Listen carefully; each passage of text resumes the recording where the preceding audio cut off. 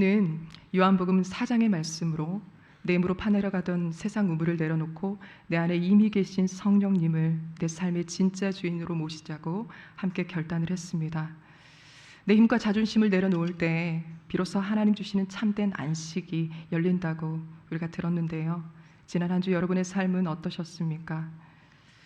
어쩌면 바쁜 일상 속에 너무나도 빠르게 말씀을 잊고 살아간 분도 계실 테고, 아니면 말씀대로 성령 하나님을 계속 의식하면서 의지하고 또 말씀대로 살고자 애쓴 분도 계실 겁니다. 그런데 아마 쉽지 않으셨을 겁니다.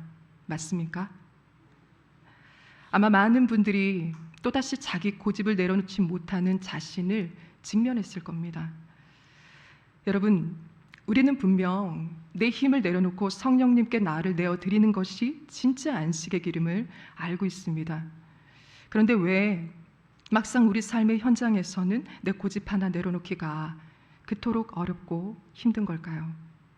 도대체 무엇이 이 지독히도 굳어버린 우리의 고집을 정말 깨트리고 하나님 앞에 진짜 무릎 꿇게 만들 수 있는 걸까요? 말씀대로 잘 살고 싶지만 때로는 하루하루 버텨내기도 벅찬데 더 회개해라, 더 결단해라, 다 내려놓으라는 말만 들으면 그게 은혜로 다가오기보다 마음을 짓누르는 무거운 짐처럼 느껴질 때가 있죠. 내가 회개가 부족해서 아직 이 고통이 끝나지 않나? 내가 자격이 안 돼서 하나님이 나를 외면하시나? 그래서 어떻게든 내 노력으로 삶을 바꿔보려고 애를 써보지만 우리가 다들 경험하셨지 않습니까? 우리의 결단과 의지라는 게 얼마나 유통기간이 짧은지요. 불과 며칠 가지 못하고 또다시 예전 모습으로 돌아가 깊은 죄책감과 무기력에 빠지곤 합니다. 저 역시 사역을 하면서 도무지 넘을 수 없는 바로 그 무거운 벽을 마주하곤 했습니다. 온 힘을 다해서 말씀을 전해도 눈앞에 서슴 졸고 계셨고, 예배가 끝나고 교제 시간이 되면 사람들의 관심은 온통 세상 얘기뿐이었습니다. 말씀이나 하나님에 대한 고백은 전혀 없이 당장 마주한 현실의 고단함과 세상의 관심사들이 대화의 전부였습니다. 하지만 그런 대화를 억지로 막거나 지적하진 않았습니다. 지금 심령 속에 담겨 있는 것들이 그것들 뿐인데 겉으로만 거룩한 척한들 무슨 소용이 있을까요? 그래서 아무 말 없이 지켜볼 뿐이었습니다. 매주 그 자리를 지키면서 입술에서 나오는 얘기들이 언제쯤 은혜의 고백으로 바뀔까 기다렸습니다. 하지만 사람의 영적인 무감각은 그리 쉽게 바뀌지 않았습니다. 그러던 어느 날 그 주의 설교 본문을 구하며 기도를 하는데 하나님은 심판의 말씀을 제 마음에 담아주셨습니다. 저는 주신 말씀대로 무거운 경고와 심판의 메시지를 써내려갔습니다. 그렇게 쓴 원고가 어느덧 절반 이상이 되어가는데 이상하게 글은 써지는데 마음 한구석이 답답하고 계속 불편해지는 겁니다. 그러다 더는 집중이 안 되는 겁니다. 설교를 빨리 마무리해야 되는데 점점 마음이 어려워지려던 그때 제 마음엔 한마디가 담아졌습니다. 사랑이다. 그 순간 머릿속이 하얘졌습니다. 아니, 설교를 절반 넘게 썼는데 이제와 이걸 다 갈아엎으라는 건가?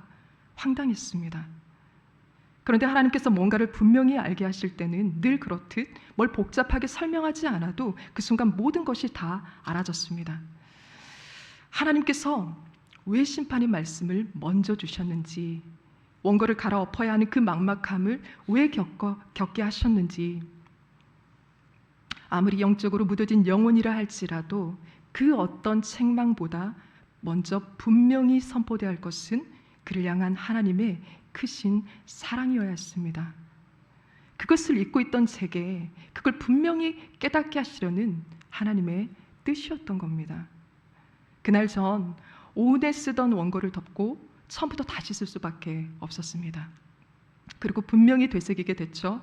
사람을 진짜 회개로 이끄는 힘은 무서운 심판에 대한 두려움이 아니라 자격 없는 자를 향해 먼저 다가오시는 하나님의 크신 사랑이라는 사실을요. 사랑을 모르는 영혼에게 들려지는 경고는 그저 무거운 짐이 될 뿐 그의 본질적인 고집을 꺾지는 못하는 겁니다. 다만 하나님의 크신 사랑이 그의 머리가 아닌 가슴에 부어질 때야 비로소 그의 모든 자존심이 무너지는 거죠. 그렇다면 오늘 이 자리에 앉은 우리에게 현재 이 하나님의 사랑이라는 말이 과연 얼마나 깊이 와닿고 있을까요? 여러분, 때론 우리 마음 한구석엔 이런 서운함과 탄식이 들지 않습니까? 하나님, 절 사랑하신다면, 제가 얼마나 괴로운지 아신다면 왜 아무것도 안 변합니까? 여러분, 그렇지 않습니까? 누군가는 기도해서 응답받고 잘 풀리는 것 같은데 왜 나는 외면당하는 것 같은지, 때로 기도조차 버겁고 지칠 때가 있죠.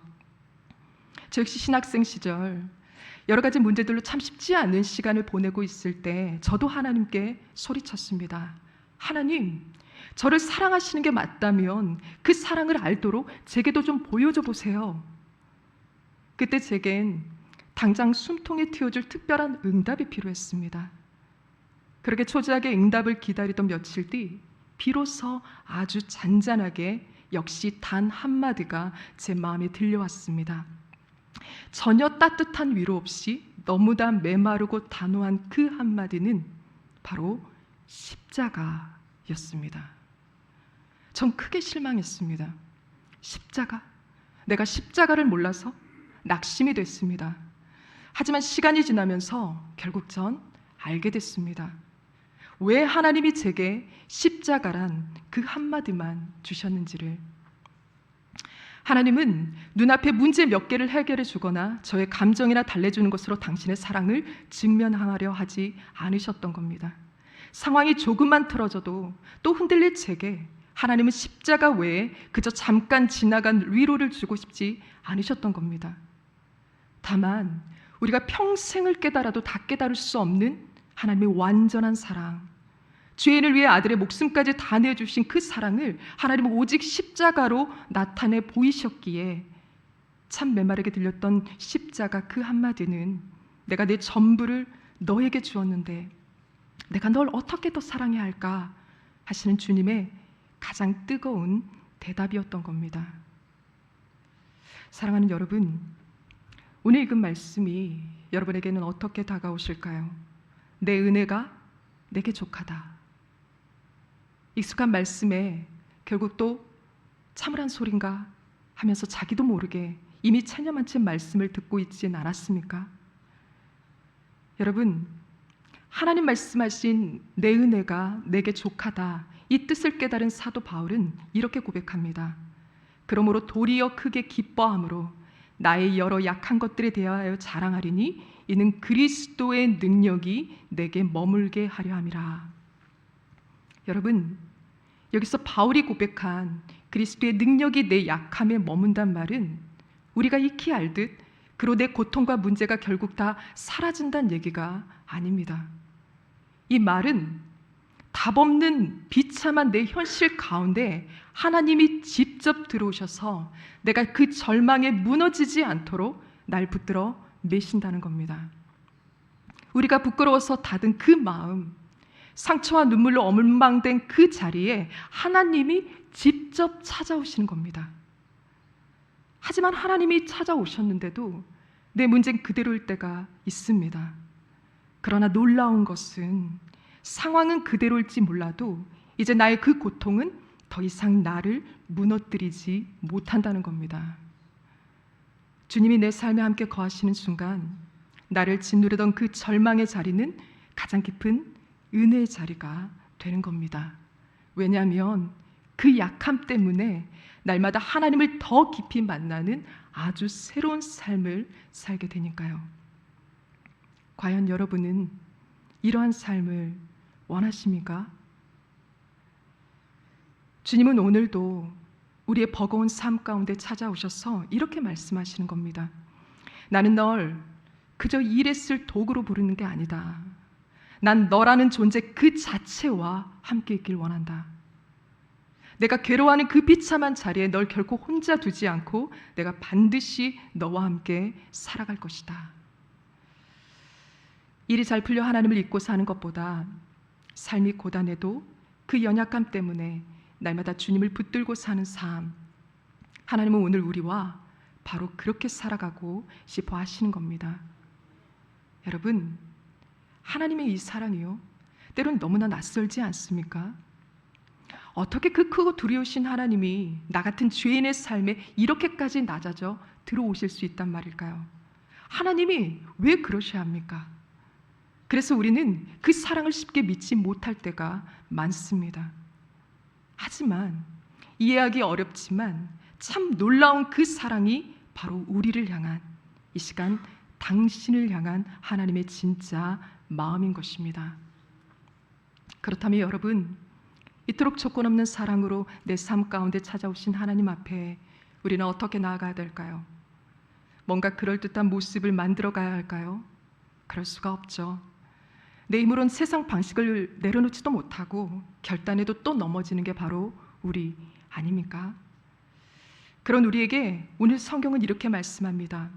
우리는 긍휼하심을 받고 때를 따라 돕는 은혜를 얻기 위하여 은혜의 보좌 앞에 담대히 나아갈 것이니라.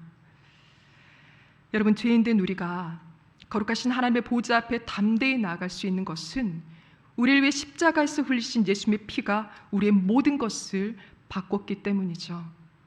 그렇게 우리에게 하나님의 보좌는 더 이상 죄인을 벌하는 무서운 심판대가 아니라 상처 입은 자녀를 안아주시는 아버지의 품이 된 것입니다. 그 보좌가 이제는 아버지의 품이기에 우리는 그 앞에 담대히 나아갈 수 있는 겁니다. 그런데 여기서의 담대함은 결코 당당함이 아닙니다. 오히려 더는 감출 것도 없는 초라한 모습 그대로 내 안에 있는 모든 탄식과 눈물을 하나님 앞에 쏟아놓을 자유, 그것이 담대함입니다. 하나님, 나 너무 힘듭니다. 내가 진짜 괴로운지 다 아시면서 하나님 왜 가만히 계십니까? 제발 나 좀 도와주십시오. 여러분, 우리가 이렇게 부르짖으며 하나님께 달려갈 때요, 하나님은 결코 우리를 내치지 않으십니다. 내 힘으로 파내려가던 세상 우물이 바닥나고, 하나님, 이제는 안 되겠습니다, 다 끝났습니다 하며 벼랑 끝에 멈춰선 바로 그 순간 주님은 나를 붙드시며 말씀하십니다. 두려워 마라, 내가 이 벼랑 끝에서도 너와 함께 하겠다. 여러분, 이것이 오늘 말씀하시는 때를 따라 돕는 은혜입니다. 여러분, 이 벼랑 끝까지 우리를 찾아오신 예수님의 이름이 뭔지 여러분 기억하십니까? 그 이름까지도 하나님이 우리와 함께 계시다, 임마누엘입니다. 겟세마네 그 깊은 암흑 속에서 피땀 흘려 오셨던 우리 주님은 기도가 막히고 숨이 턱까지 차오르는 우리의 비참함을 이미 몸소 다 겪으셨기에 우리의 아픔을 너무나 잘 알고 계십니다. 그러니 여러분, 하나님이 우리에게 진짜 원하시는 것은 혼자 버텨보겠다고 부리는 고집도 아니고 어차피 안 된다며 주저앉는 체념도 아닙니다. 그 절망의 벼랑 끝에서도 하나님 제발 나 좀 도와주십시오 하며 하나님 앞에 완전히 엎드리는 것, 그겁니다. 그러니 혹 나 같은 자가 어떻게 하나님 앞에 나아갈 수 있나 자책하며 주저앉아 있는 분이 계시다면 꼭 기억하십시오. 예수님은 도저히 하나님께 올라갈 수 없는 우리를 위해 자신이 직접 우리의 가장 비참한 바닥까지 내려오셨습니다. 이것이 오늘 우리를 향한 가장 확실한 복음인 것을 믿으십시오. 그런데 아직도 십자가의 그 사랑이 여전히 희미하고 내 삶을 흔들 만큼 다가오지 못하는 분이 계실까요? 지금도 또다시 선포되는 이 하나님의 사랑이 꼭 나는 비껴가는 것처럼 그 사랑의 외침을 무심히 흘려보내고 계시는 분 있을까요? 그러나 여러분, 우리가 알든 모르든 하나님은 오늘 이 순간에도 우리를 살리시고 우리와 영원히 함께 거하시려고 자기 아들의 생명을 찢어 우리에게 찾아오셨습니다. 부디 오늘 하나님의 그 값비싼 사랑 앞에 끝끝내 버티고 서 있던 나 자신을 다 내려놓고 날마다 하나님과 살아 숨쉬는 진짜 믿음이 우리에게 시작되기를 간절히 바랍니다. 여러분, 결국 주님과 함께 사는 것, 그것이 참 구원입니다. 그것을 진정 믿는다면 여러분, 내일부터 시작될 일상 속에서요, 문득 또 내 힘으로 살아가고자 하는 자신을 발견할 때 그 자리에 멈춰서 이렇게 고백해 보십시오. 주님, 제가 또 제 힘으로 하려네요. 무기력과 불안이 밀려올 땐 그 초라한 모습 그대로 은혜 보좌 앞에 나아가서 단 한마디라도 쏟아 놓는 겁니다. 하나님, 나 너무 힘듭니다. 제발 저를 붙들어 주십시오. 그렇게 모든 삶의 순간마다 결코 날 혼자 두지 않으시겠다 약속하신 임마누엘의 주님을 떠올리며 늘 속삭여 보는 겁니다. 주님, 지금도 나와 함께 계시죠? 우리가 일상 속에서 그렇게 주님의 손길을 구하며 나아갈 때 우리는 더욱더 깨닫게 될 겁니다. 내 안에 있는 이 지독한 고집과 완고함은 결코 내 힘으로 꺾이진 않는다는 사실을요. 그러니 날마다 십자가 그 사랑 앞에 간절히 구하며 고백할 수 있길 바랍니다. 주님, 내 힘으로는 도저히 안 됩니다.